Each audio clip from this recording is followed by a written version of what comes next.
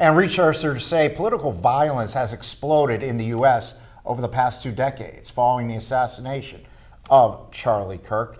There are calls now for the violent rhetoric to be toned down. But can this problem even get fixed? Our Washington, D.C. correspondent Rachel Knapp explains how research is showing it won't be easy, but it can be done.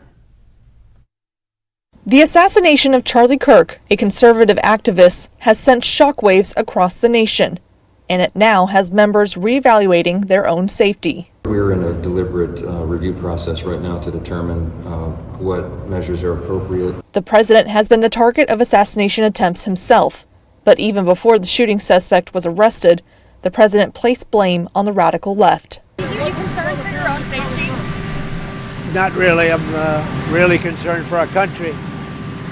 We have a great country.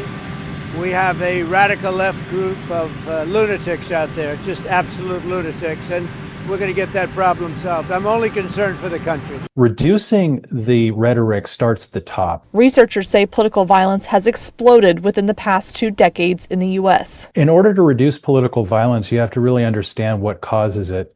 And it's not just social media or hyperpartisanship that gives rise to the violence. That creates the conditions which the violence can come from. And you need some ignition or a spark to that for particular individuals where they feel aggrieved that they need to strike out.